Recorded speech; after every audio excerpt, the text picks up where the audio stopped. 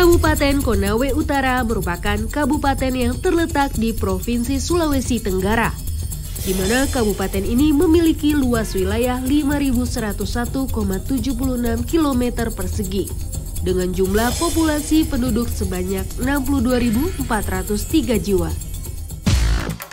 Di Konawe Utara sendiri terkenal dengan potensi pariwisatanya yang sangat kaya, di mana ia memiliki beberapa destinasi wisata, mulai dari pantai, air terjun, telaga, hingga wisata kuliner. Sebagai bupati, Ruksamin yang sukses di periode pertama memiliki visi di periode kedua ini untuk mewujudkan peningkatan daya saing SDM, memperbanyak produksi pertanian, perkebunan, dan pertambangan dengan harapan dapat memberikan nilai tambah bagi masyarakat Konawe Utara. Oh iya Pak. Aduh. Coba ya. Coba. Bener gak Pak? Enggak apa itu. Manis. Cabenya agak pedes. Pedes sih Pak, tapi enak nih. Gimana lagi? Tanggung jawab nih Pak. Nggak sadar jadi. Nggak sadar.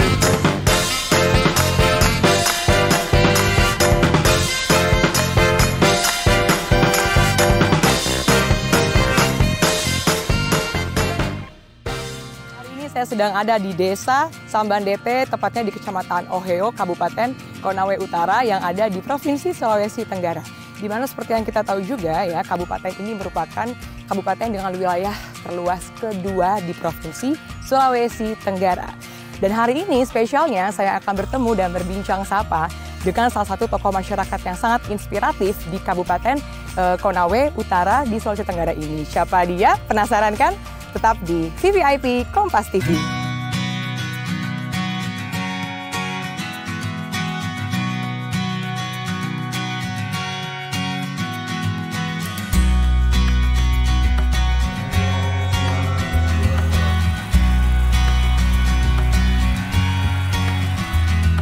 Halo, selamat pagi Pak Ruksamin. Apa kabar Pak? Baik. Salim dulu dong pagi-pagi nih. Aduh. Kotor tangannya. Gak apa-apa, nikmatin aja pemandangan ya kan, aktiviti hari ini. Ini lagi ngapain aja Pak sekarang? Lagi tanam bawang. Oh, lagi kebetulan tanam kemarin bawang. udah panen apa semua, sekarang kita tanamkan lagi supaya nggak putus. Oke. Berarti biasanya kalau misalnya ke kebun tuh dari jam berapa sih Pak? Udah habis sholat subuh udah di kebun. Wow. Biar paling tidak semangat buat teman-teman yang ada di sini. Semangat buat teman-teman ya. Hai bapak-bapak, semangat ya pagi ini ya, berkebun ya. Ini di pagi hari ini saya melihat kebun bapak nih benar-benar fresh banget ya. Apalagi di ujung sana kayaknya musim panen tuh Pak. Nah itu kalau yang sebelah sana ada cabai, alhamdulillah mungkin sudah bisa dipanen itu. Oh gitu. Oke. Boleh kita lihat nggak Pak Ayo, cabainya sana, seperti Pak. apa? Oke, ayo Pak lanjut Pak.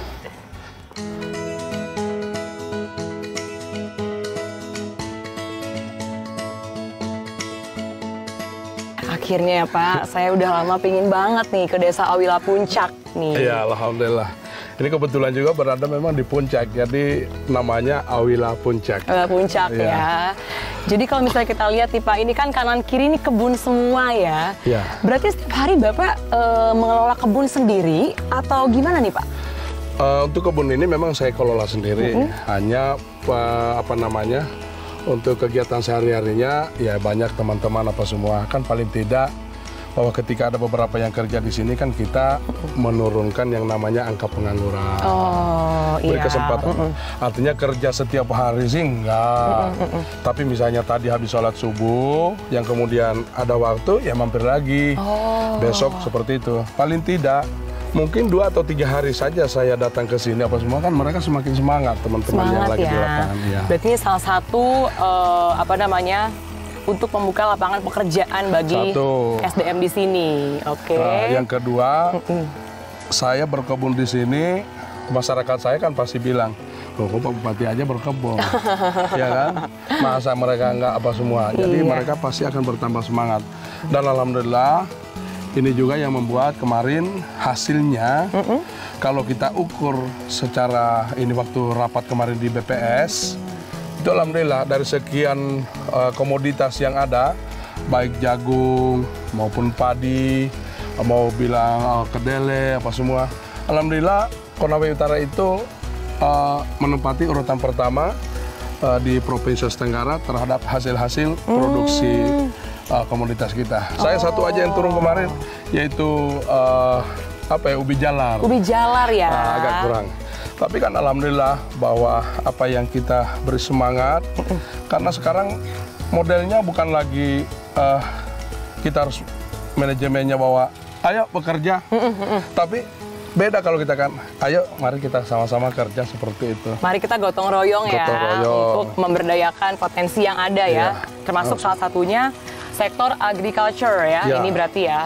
Berarti untuk lebih mengetahui lebih dalam nih, selain ubi jalan ada apa aja sih? Tadi ada cabai, kita langsung ke sana aja nggak sih Pak? Udah langsung lihat aja daripada penasaran nih Pak. Nah ini sudah menuruni lembah nih ya. Ini sepintas kita lihat ini bawang merah. Ini tanam udah baru lebih seminggu. Ini nggak terasa lagi, langsung kita akan panen. Oh iya ya. Nah ini kita lihat cabenya, alhamdulillah sudah tidak terasa. Kita masih mau tanam di atas, ternyata di sini udah bisa kita panen, Pak. Wow, coba-coba saya mau lihat dong Pak. Ini cabai yang mateng tuh kayak gimana sih? Ini coba. Ini cara panennya jangan tarik ke bawah, ke atas. Ke atas, coba ya. Coba, ke atas. Ke atas. Gini? Iya, gini. Nah. Oh, jadi miring gitu? Miring ya, ini nih. Ke atas. Oke, coba ya. Ini ilmu baru nih, cara memetik cabai. Kayak gini ya. Wih. Ini coba bayangkan, berapa biji? 1, 2, 3, 4, 5, 6, 7. Untuk satu pohon. Satu cabang, ya kan? Beli di pasar berapa? Berapa ya? Ini kurang lebih sudah harga 5-10 ribuan. Bayangkan kalau kita punya 10 pohon aja, 50 ribu rupiah. Terancam kaya dong. Itu dia Pak. Jadi ini rahasia suksesnya Pak Bupati ya ternyata.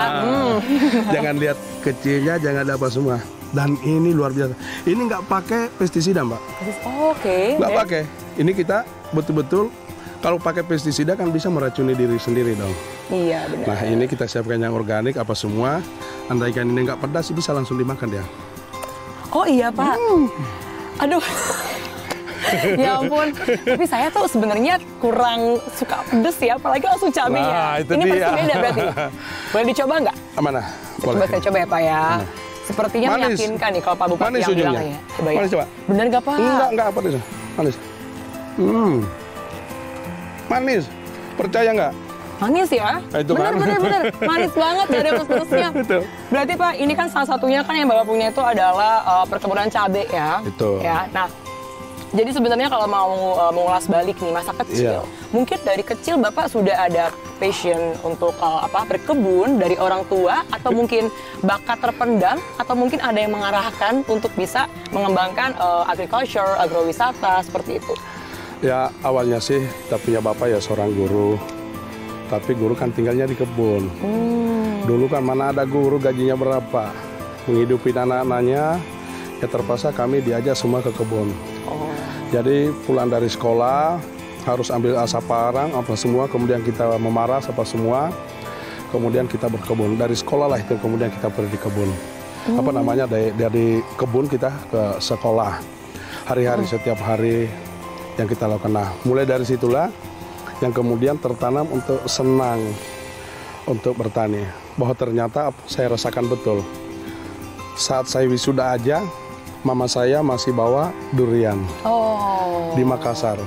Sambil jualan apa semua, bompo yang terbuat dari tepung durian. Luar biasa hasilnya berapa. Artinya apa? Betis ini sampai jadi begini, bisa jadi bupati, saya nggak bisa lupa. Ada gaji bapak, tapi lebih banyak dari hasil pertanian itu sendiri. Nah itu kemudian jadi hobi. Dan saya dengar-dengar juga nih Pak, Bapak ada Pak Tani, program Pak Tani Konasara. Itu apa Pak? Apa ada hubungannya dengan cerita Bapak yang tadi? Itu tadi, Pak Tani Konasara itulah sebuah yang kemudian kita kembangkan menjadi petani milenial. Di zaman revolusi industri 4.0 saat sekarang ini, di zaman milenial apa gitu, itu jangan lagi bertani begitu saja, tetapi kita sudah siapkan yang namanya bagaimana kita menjawab itu bertani, tapi sudah pakai teknologi. Nah kemudian kita buat aplikasi namanya Pak Tani Konasara. Nah inilah kemudian saya buat programnya. PPKP itu program pemanfaatan kebun pekarangan. Oke, kebun pekarangan. Dimanfaatkan oleh ibu-ibu rumah tangga. Halamannya itu disiapkan bibit, siapkan pupuk, mereka tanam. Termasuk itu yang kemudian kita siapkan pembelinya melalui Perumda Konasara. Saat ini saya bangun 4 warehouse di 4 wilayah Kabupaten Konawe Utara. Tujuannya itu tadi, Pak Tani Konasara ini. Pak Tani Konasara ini kita siapkan untuk menjawab bahwa bertani sekarang itu harus kita ikuti zaman. Kalau udah zaman pakai teknologi, iya bertani juga pakai itu. Untuk tujuannya bagaimana kita meminimalisir pengeluaran dan bagaimana memaksimalkan efisiensi ya. Tapi yang paling utama bahwa kita jaminkan hasil dari petani itu bisa langsung terbeli. Yang kita khawatirkan sekarang kan itu, kadang-kala bertani, tanam apa, panen, nggak ada pembeli, orang jadi bosan. Nah kita mau dapat apa sih, kita keluar modal apa semua. Kecil itu kadang-kala pertanian halaman, tapi awalnya pasti membutuhkan yang namanya modal. Paling tidak untuk biaya bedengan, biaya untuk pemagaran, apa semua. Nah, alhamdulillah kalau pupuk sama bibitnya udah kita tanggung dari pemerintah daerah. Nah, seperti itu. Oke. Berarti salah satunya tadi program Pak Tani Konasara itu menjadi platform utama ya dari pengembangan agriculture di sini. Ya. Oke, keren banget. Dan Pak. itu saya bisa pantau dari sekian warga saya siapa saja yang menanam dan enggak. Karena di Pak Tani Konasara itu kalau dia butuh bibit langsung diklik di situ dan dia nggak bisa bohong di mana lokasinya. Dan di situ akan langsung tergambar berapa luasnya, berapa pupuknya, dan setelah dia tanam, oh saya tahu kalau misalnya cabai kapan mulai akan panen, kalau tomat kapan dia akan panen. Jadi saya punya tim yang akan beli sayur dari tadi ini yang Perumda. Itu udah lihat jadwal, di situ dia akan ingatkan kita, oh si A ini tanam sekian, dia akan panen besok. Iya, luar kita biasa ya. Iya. Seperti itu. Luar biasa sekali ya. Jadi pemberdayaan itu tidak hanya SDM-nya saja, tapi potensi agriculture-nya, agrowisatanya, benar-benar all-in-one package ya, dibuat se-inovatif mungkin oleh Pak Bupati tercinta dari Konawe Utara. Nah, pemirsa, pedes nih Pak, tapi enak nih, gimana nih, tanggung jawab nih Pak. Nggak sadar. Nah, gimana nih selanjutnya nih, kita akan dibawa kemana lagi sih sama Pak Bupati kita ini ya. Lanjut terus di VVIP Kompas TV.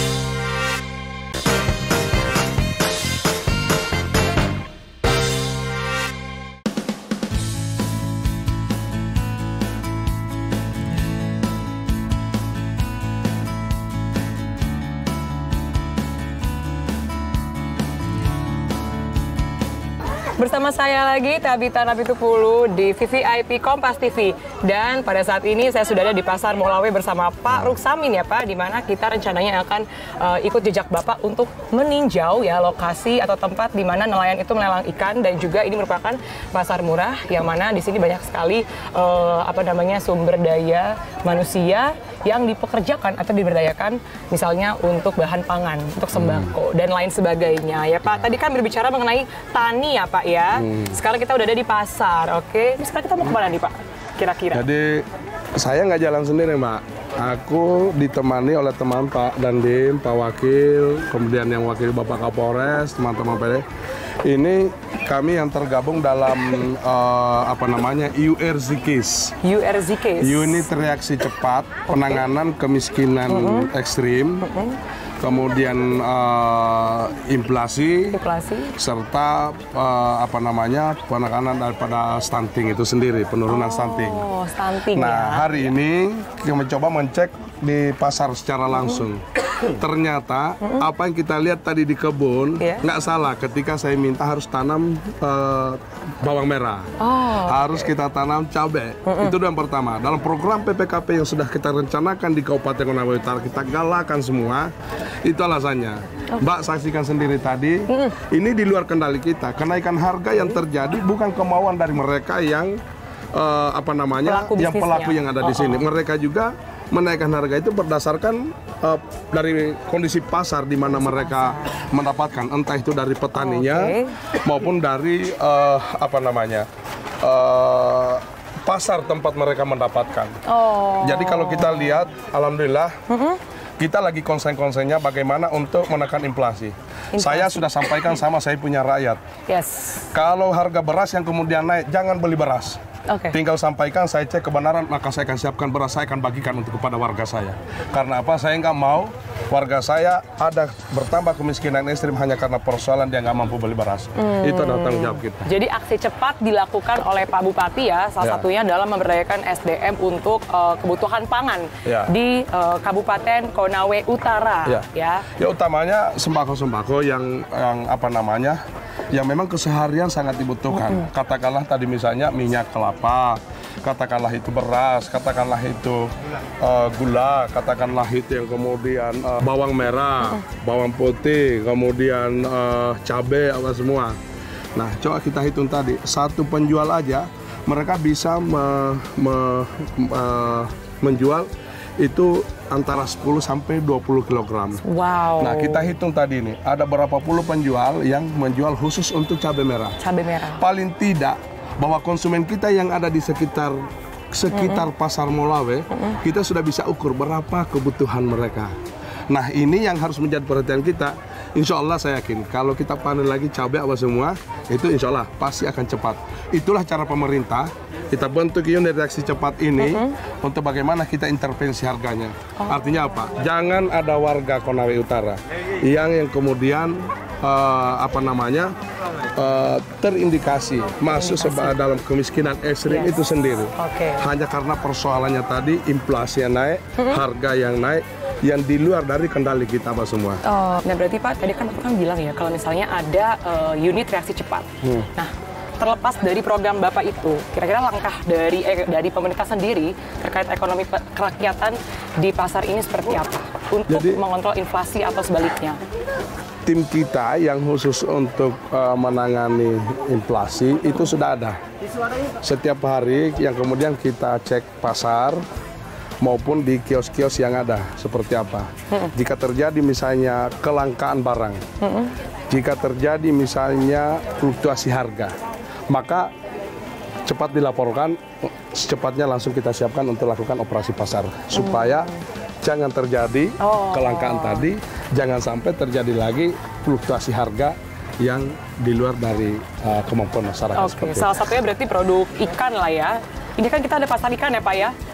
Rata-rata yang saat sekarang ini, yang betul-betul sangat mempengaruhi inflasi itu, selain di cabai merah dan bawang merah, kemudian di harga minyak, beras, itu juga ikan basah itu ikan basah berpengaruh juga. Berarti kita langsung cek ke dalam aja ya Pak. Seperti apa sih nelayan jadi itu harus kita cek langsung karena saya nggak mau menerima saja laporan di kantor seperti itu.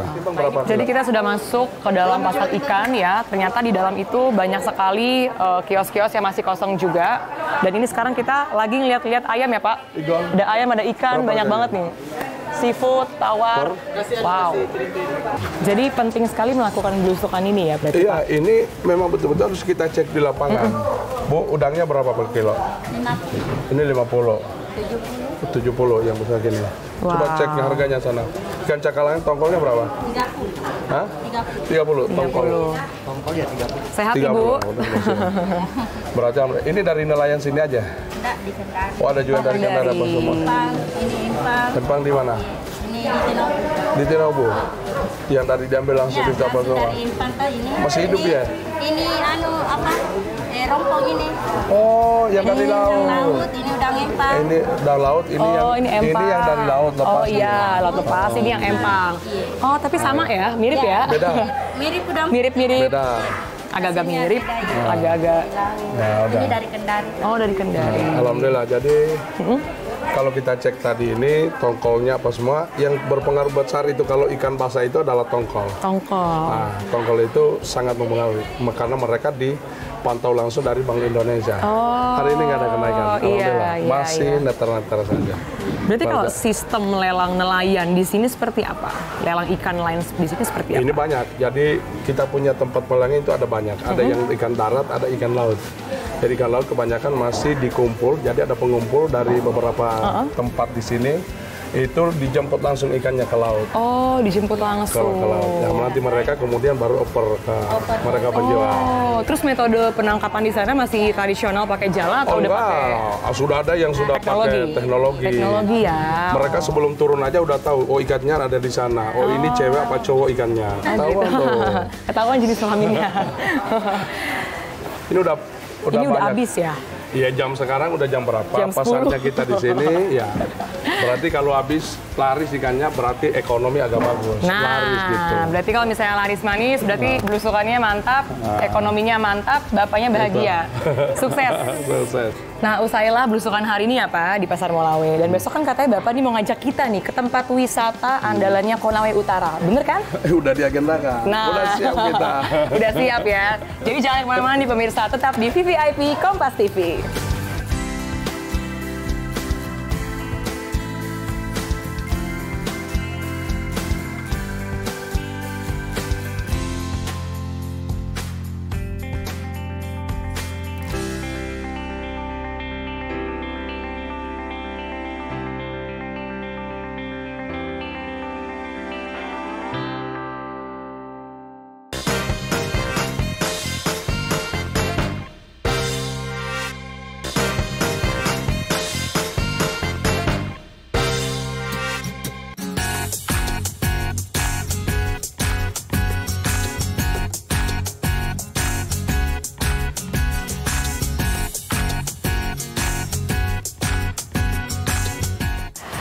Dan bersama saya lagi Tabita Napitupulu ya. Di samping saya sudah ada Pak Bupati ya. Tokoh masyarakat sangat inspiratif yang telah memberikan dampak positif luar biasa untuk Kabupaten Konawe Utara di Sulawesi Tenggara. Nah Bapak, gimana nih hari ini perasaannya? Bersama saya jalan di pinggir pantai Taipa, menikmati sunset. Kebahagiaan yang hakiki itu ketika kita mampu membahagiakan orang lain. Aduh. Anda datang di Taipa yang kemudian saya temani, begitu bahagianya saya lebih bahagia. Karena apa? Datang di tempat kita yang kemudian kita berikan kebahagiaan nuansa alam untuk di Konawe Utara, itu adalah sesuatu yang memang kita harapkan, kita inginkan. Siapapun Anda, dari manapun Anda, silakan ke Konawe Utara. Oke, jadi Pak Ruksamin ini benar-benar menginspirasi sekali ya. Tidak hanya dari kinerja kerjanya dalam mempromosikan pariwisata saja, namun juga membuat SDM ini sangat antusias ya untuk bisa berkunjung mempromosikan pariwisata terutama untuk Pantai Taipa. Nah Pak, kan katanya Konawe Utara ini memiliki segudang harta karun, salah satunya destinasi alam, destinasi wisata alamnya ya Pak ya. Selain Pantai Taipa, ada apa aja sih Pak di Konawe Utara ini? Coba. Jadi Konawe Utara ini memang surganya pariwisata. Jadi semua itu pariwisata.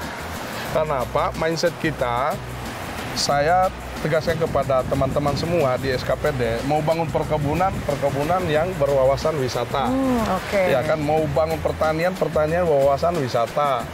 Apa semua. Jadi kita dalam rangka membangun, menata daerah tersebut supaya indah, elok, dirasa, dilihat. Nah, itu yang pasti akan menghasilkan sesuatu yang luar biasa. Tapi di sisi lain, alhamdulillah kita juga memang Allah sudah kasih kita, Tuhan luar biasa, nikmat alam yang luar biasa. Jadi selain di sini, kita di Tanjung Taipa ini salah satu daerah kemarin waktu 17 Agustus kita upacara dan disiarkan oleh salah satu TV nasional secara langsung. Kemudian kita membentangkan bendera sepanjang 7,8 km. Wow. Itu tembus ke salah satu daerah tempat wisata kita namanya Pantai Pudongkala yang ada sebelah sana. Oh, nah, Pudongkala. Itu jauh lebih bagus lagi seperti suasana. Kan memang ini pasir putihnya nggak ada putusnya tuh sampai ke sana. Ya. Nah di seberang sana di ini lagi terpelet, tapi andaikan nggak lagi kabut dikit akan kelihatan Pulau Labengki. Jadi kalau misalnya orang sering mengatakan ke Raja Ampat miniaturnya atau apa semua, nggak usah jauh-jauh, di tempat sini kita luar biasa. Nah, kemudian kita ada wisata air panas Wawolesea. Bahkan kita ada minat alam khusus yang sementara kita kembangkan, yaitu Kars Gunung Matarombeo. Matarombeo. Di situ sangat lengkap semua. Nggak jauh dari situ kita punya ada yang namanya wisata tiga warna. Telaga tiga warna. Jadi di persawahan kita di Kecamatan Oheo itu warna telaganya berdekatan ada 3, tapi warnanya beda. Ini biru kok, ini ke hijau-hijauan, itu kok merah-merahan gitu. Nah itu alhamdulillah pelan-pelan lah kita lagi sementara bagaimana membangun. Tapi yang jelasnya pada hari ini saya bersyukur setelah ketemu sama teman-teman yang ada di Kementerian Pariwisata, yang ada di Kementerian Bappenas apa semua. Kemudian kita coba menyampaikan dokumen-dokumen yang sementara kita siapkan, utamanya dokumen rencana induk pariwisata daerah atau RIPADA. Insya Allah kalau selesai, ini semua desainnya juga sudah kita sudah siapkan apa semua. Insya Allah bukan hanya dari pemerintah daerah, tapi kita pemerintah daerah kita siapkan bagaimana konsepnya. Kemudian kita undang pihak ketiga siapapun dia, mari bersama-sama kita bangun pariwisata untuk kesejahteraan rakyat kita. Mengingat tadi kan Bapak kan bilang kalau misalnya pernah ada pembentangan bendera merah putih terpanjang dan itu memecahkan rekor muri, rekor internasional ya. Wow, itu gimana perasaan masyarakat setempat nih Pak melihat Taipa dikunjungi oleh stasiun TV dan juga masyarakat yang luar biasa? Senang sekali. Mereka artinya ungkapan kalimat kesenangan itu bukan hanya tergambar dari mimik senyumnya, tetapi dengan rasa syukurnya. Karena apa? Pada saat kita upacara pembentangan, yang kemudian sampai ratusan ribu orang yang berkunjung, nah boleh kita tanya pada saat itu, UMKM-nya, ekonominya berapa mereka dapat dalam sehari? Berapa tuh Pak? Banyak lah. Ya itulah yang patut kita syukur. Nah, harus kita pahami memang bahwa dalam konsep pembangunan yang betul-betul menyentuh seluruh lapisan masyarakat itu pembangunan seharusnya di pariwisata, sektor pariwisata. Betul sekali. Jadi kalau kita bangun sektor pariwisata, bukan hanya orang yang datang, orang yang kelas menengah ke atas, mereka yang jual kelapa pun juga menikmati semua. Jadi sangat menyentuh semua seluruh lapisan ekonomi. Tukang parkir juga dapat. Iya ya, berarti momen ketika pembentangan bendera merah putih untuk Dirgahayu RI ke-78 itu benar-benar membantu mendongkrak perekonomian melalui pariwisata ya Pak ya? Awalnya saya agak ragu, karena orang dan begitu banyak orang yang harus kita siapkan apa semua. Dari mana sih sebanyak orang yang harus kita siapkan? Karena harus kita pahami dulu. Ada yang katakan, ih kok ada juga yang membentangkan. Saya bilang tunggu dulu. Lihat dulu yang bendera merah putih itu ukurannya seperti apa, buka dalam undang-undang. Nah, setelah itu orangnya, cuma nggak ini orangnya apa semua. Ternyata antusiasme warga luar biasa. Syaratnya kemudian dengan menggunakan pakaian adat, alhamdulillah itu langsung dengan sendirinya terdorong semua warga datang memegang, kita bentangkan dengan pakaian adat. Sehingga rekor internasionalnya 2 kita dapat. Wow, luar biasa. Apalagi saya dengar nih baju adat kain tenun dari Konawe Utara sendiri juga sudah melakukan apa namanya runway di Jakarta, betul? Bukan di Jakarta. Di Jakarta, bukan di Jakarta lagi. Sebentar lagi akan udah ada ke Amerika. Wow, luar biasa. Mungkin New York Fashion Week kali ya Pak ya? Iya, betul, betul. Jadi salah satu produk ini yang Bapak pakai nih, produk UMKM yang memang brandnya Bapak nih ya, selaras ini brand Bapak atau brand Konawe Utara? Ya, ini brandnya kita untuk anak-anak di sini yang milenial.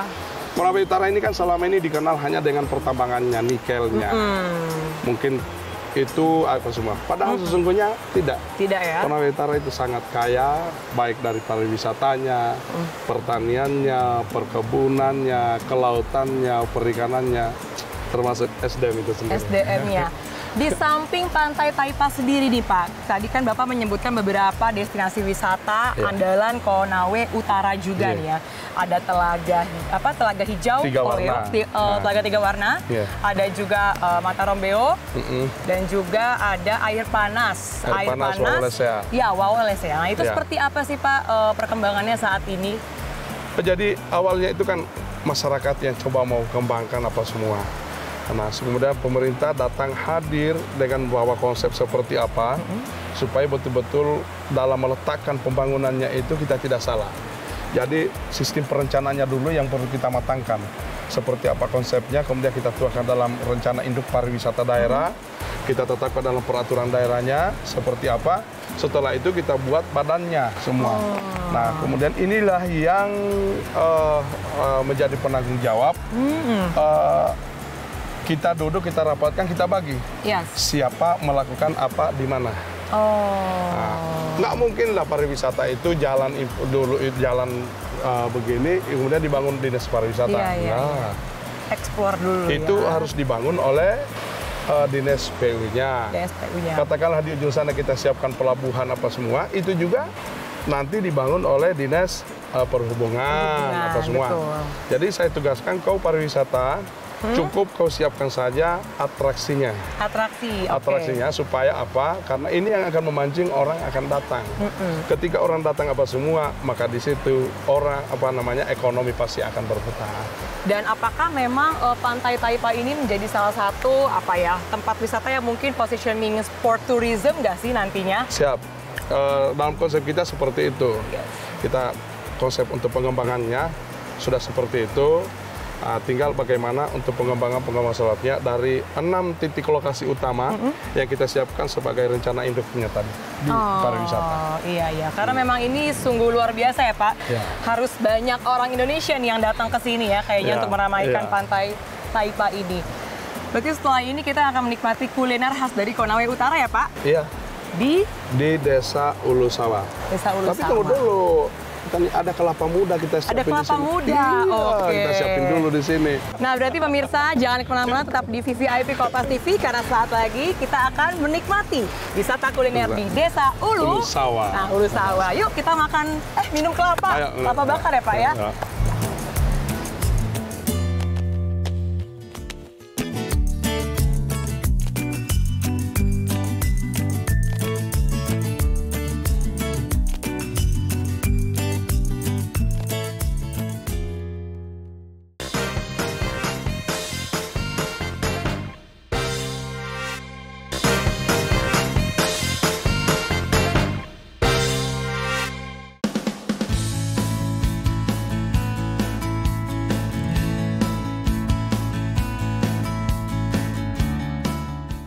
Nah, sekarang kami sudah berada di Desa Wisata Kuliner ya Pak, seperti janji Bapak tadi ya di Pantai Taipa. Mau ngajak saya dinner nih ya, menyantap hidangan malam ya di tengah-tengah pantai yang luar biasa ini. Oke Pak, ini sekarang kalau boleh tahu ada makanan apa aja di depan kita ini? Ini kalau bahasa di sini sinole. Terbuat dari sagu yang dicampur dengan kelapa parut yang kemudian disangrai. Nah, rasanya tergantung pesanan. Kalau misalnya nggak pakai makan seperti ini untuk dijadikan makanan itu camilan, boleh dicampur gula merah, lebih enak, terasanya manis. Tapi kalau campur garam dikit, ya dengan ikan, cumi, apa semua. Nah, ini sinole tadi ya? Sinole. Dari bahan bakunya dari sagu sama seperti yang ada sagu. Papeda juga. Kalau di tempat lain orang bilang papeda, ada juga ya tergantung penamaan. Nah, kita di sini ada yang paling khas, Mbak. Ini ayam tawaloh namanya. Ini ayam dimasak dengan daun kedondong hutan. Daun kedondong hutan. Selain rasanya maknyus, juga berkhasiat untuk menurunkan kolesterol. Wow, pas banget berarti ya. Berarti Bapak sering makan dong ya Pak ya? Sering dong, ini harus ada menu utama kita di sini.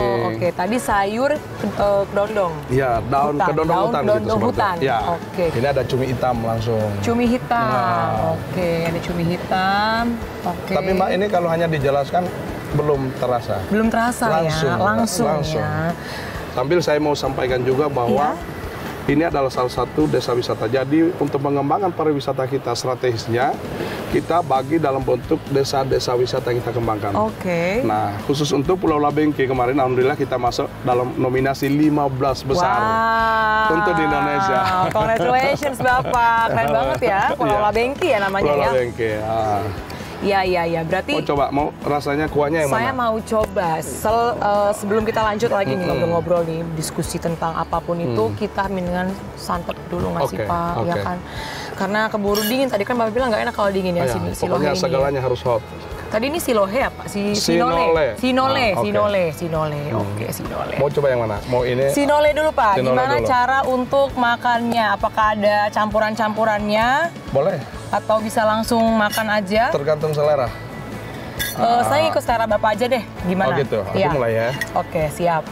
Nah, Ini nggak kuat kalau apa namanya, kalau hanya sedikit nggak itu. Oke. Nah, nanti kita campur pakai ayam supaya Pakai turun ayam. kolesterolnya, tapi kenyang.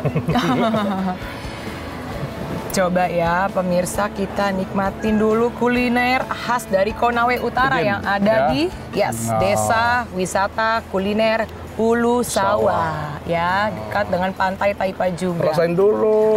Rasain dulu. Dia punya ini Ya apa ampun benar Bapak, nih. itu Nah. bisa dipakai nggak dicampur pakai yang ini tomat-tomatnya itu? itu lagi. Bisa ya? Boleh. Atau mesti pakai yang ini, ada apa namanya, cabai, Ini garamnya. kalau sebentar kalau pakai itu. Kelapa peda ya. Ya maaf Bapak. Oke. Terima kasih. Oke, kita cobain ya Pak ya, sinole Ya. dengan ayam Tawaloho. ayam kuning, dan juga ada tomat ya. Ini lezat banget. Oke. Ini satu lagi ikan. Iya, ikan. Tadi ini ikan apa Pak? Ini ikan kue kalau di Ikan kue. Ya, di sini disebut orang ikan putih. Ikan putih. Nah, ikannya baru sekali mati. Oh, sekali mati. Baru sekali mati. Ini kan dipelihara ikannya kayak di sana. Yes. Di sana itu karamba, tempat Karamba. memelihara ikan yang ditangkap dari.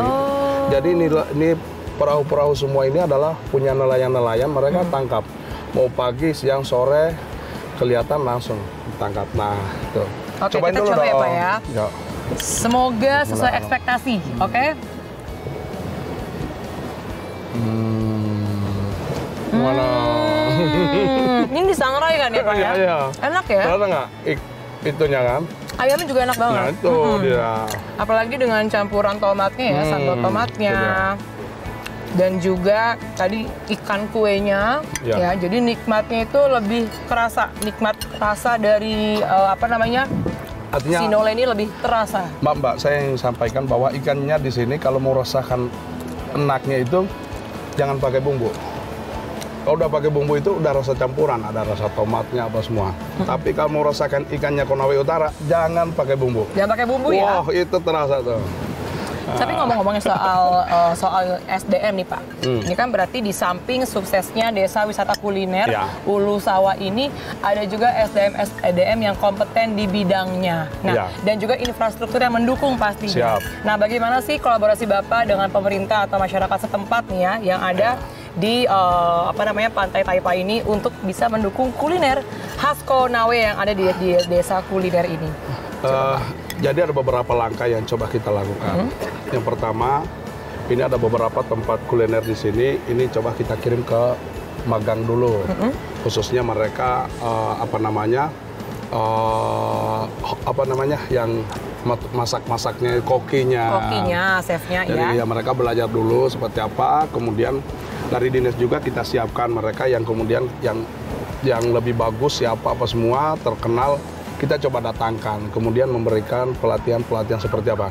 Tapi syaratnya tanpa melupakan bahan dasarnya kuliner yang berasal khas Konawe Utara. Selalu Konawe Utara di hati ya. Iya, Seperti tagline-nya selaras. Konasara. Konasara. Nah, untuk visi misi kedepannya nih Pak, saya sangat penasaran sekali karena kan melihat sepertinya Bapak sangat sangat antusias sekali. Nah, Jadi visi misi kedepannya seperti apa Pak? Boleh tahu nggak? perlu saya sampaikan bahwa Konawe Utara ini lengkap dengan sumber dayanya. Kita bicara tambang, mau nikelnya, pasir silikanya, itu sudah sampai dengan mendunia. Bahkan yang kemarin yang kita lihat dari Cina, dari mana apa semua itu sasarannya ke Konawe Utara.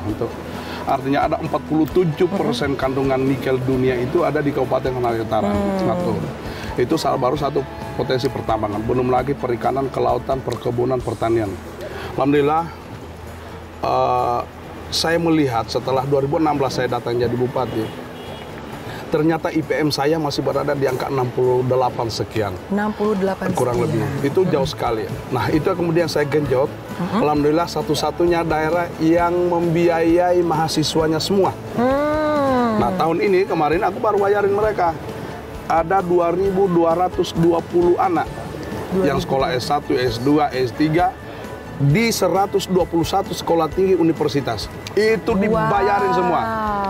Belum lagi aku kirim ke Cina kedokteran, 10 orang kedokteran ditanggung pesawatnya, rumahnya, makanannya, sampai pulsanya. Napasnya aja yang saya nggak tanggung. Nafasnya nggak ditanggung, jangan Pak. Dan apa nih pesan-kesan untuk para anak muda Pak, supaya bisa meneladani apa yang sudah Bapak bangun untuk kampung halaman tercinta di Konawe Utara ini? Silakan Bapak. Hari ini kita tidak bisa pungkiri, kita sudah berada pada zaman revolusi industri 4.0. Dengan tantangan yang tidak ada batas lagi, bahwa saya ingin sampaikan, jangan ada anak Konawe Utara yang kemudian menjadi terbatas, kemudian terlindas oleh situasi yang ada sekarang ini. Kalian harus betul-betul mempersiapkan diri. Kalian adalah pemimpin masa depan yang ada. Dengan potensi sumber daya alam yang ada di Konawe Utara, tidak akan mungkin akan dikelola oleh orang lain. Tidak akan mungkin kita akan menjadi penonton di negeri sendiri. Anda harus siap. Pemerintah sudah memulai memfasilitasi semua agar kalian tidak menjadi penonton di negeri sendiri.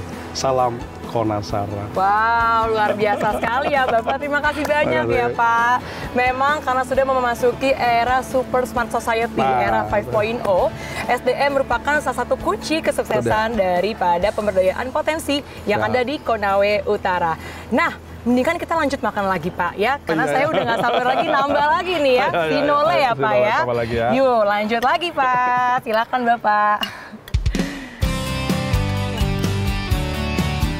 Nggak coba cuminya? Mau coba dong. Dulu dong. Ayo.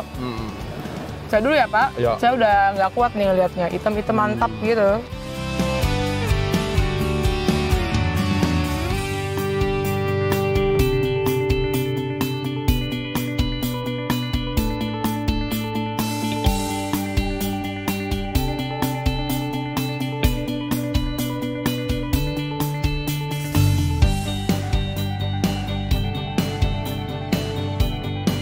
Kemarin saya bersama Pak Bupati Konawe Utara yaitu Pak Ruksamin telah mengunjungi perkebunan beliau, lalu juga ada desa wisata kuliner di Hulu Sawah, dan yang paling terakhir yang bagus banget adalah Pantai Taipa. Luar biasa sekali ya Konawe Utara ini. Dan saya Tabita Napitupulu pamit undur diri dari Pulau Labengki, Sulawesi Tenggara. Jangan lupa saksikan terus TVIP Kompas TV episode berikutnya. Bye!